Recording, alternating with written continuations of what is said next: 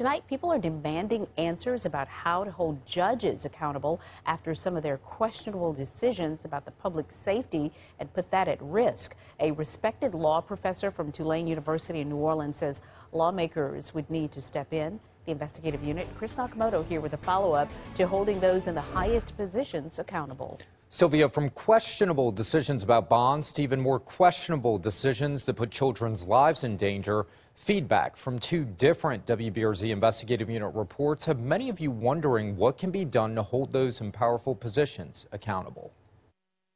They let violent offenders back out on the street. It started with a WBRZ Investigative Unit story last week involving two different judges in Baton Rouge who set bail so low violent offenders managed to get out of jail and allegedly go on more violent crime sprees. Judge Fred Crafassi and Judge Ebony Johnson-Rose coming under fire for making those calls. There's a tremendous amount of discretion that the judges have per statute in making these bail decisions.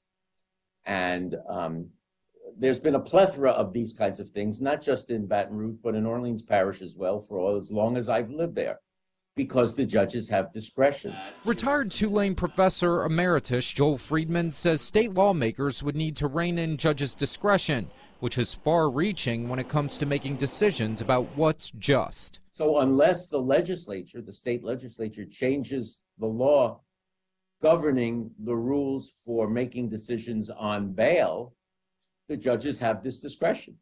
I mean, that's just, they have discretion about lots of things. Sentencing, you could say this, we have the same issue with regard to sentencing. Why did this guy get only, 1 year when he killed somebody? Crafassi and Johnson-Rose aren't the only judges feeling the heat. Do I have this right? A rape victim? Judge Jeffrey Cash in Tangipahoa Parish became internationally infamous. The judge ordered Krista to pay her rapist after awarding custody of a child who was born from a rape to the perpetrator.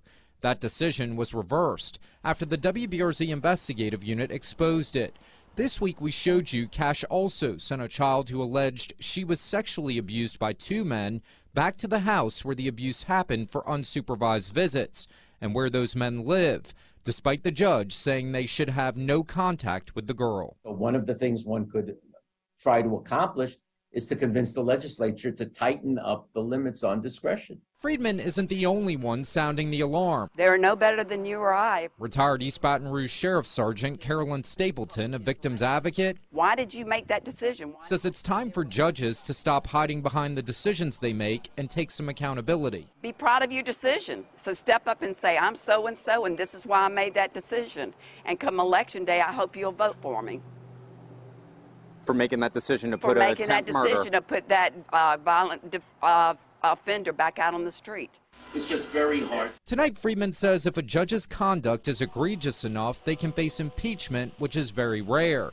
Judiciary complaints can be filed against them, but the outcomes are secret. You have to have an allegation of a charge of a breach of judicial code of responsibility and ethics.